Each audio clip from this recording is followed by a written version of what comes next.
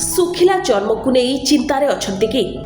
ତ୍ୱଚାକୁ କଳା କରି କାଷ୍ଟିକ୍ ସୋଡ଼ା, ଦୂରେଇ ଯିବ ଓଠ ଫଟା, ପାଦ ଫଟା। ଶୀତଦିନେ ଚେହେରା ଶୁଖିବାର ହେବା ସାଧାରଣ କଥା। ଏଥିପାଇଁ ଆମେ ବିଭିନ୍ନ ପ୍ରକାରର କସ୍ମେଟିକ୍ ବ୍ୟବହାର କରିଥାଉ।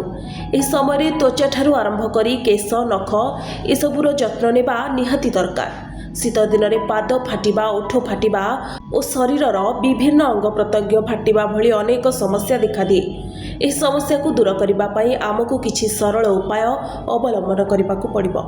ରୋଷେଇ ଘରର କିଛି ଓ ବାଡ଼ି ବଗିଚାର କିଛି ସରଞ୍ଜାମକୁ ବ୍ୟବହାର କରି ଆମେ ତ୍ୱଚାକୁ କୋମଳ ରଖିପାରିବା।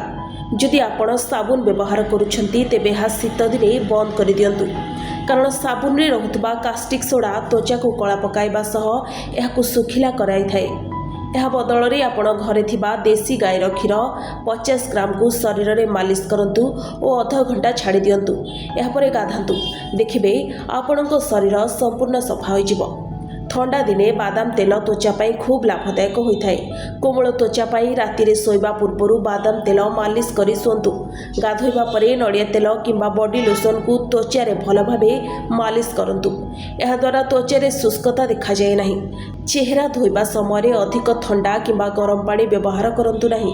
ଓଠ ଫଟା ଓ ଶୁଖିଲା ତ୍ୱଚା ପାଇଁ ସବୁଦିନ ଶୋଇବା ପୂର୍ବରୁ ମଲେଇ, ଗୋଲାପ ଜଳ ଓ ଲେମ୍ବୁ ରସକୁ ଭଲ ଭାବରେ ମିଶାଇ ମାଲିସ କରନ୍ତୁ।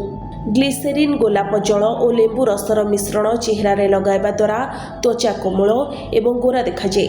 ଏହିଭଳି ଉପାୟ ଅବଲମ୍ବନ କରି ଶୀତରେ ନିଅନ୍ତୁ ନିଜ ଶରୀରର ଯତ୍ନ। ବ୍ୟୁରୋ ରିପୋର୍ଟ, ପ୍ରଭାବ ନ୍ୟୁଜ୍।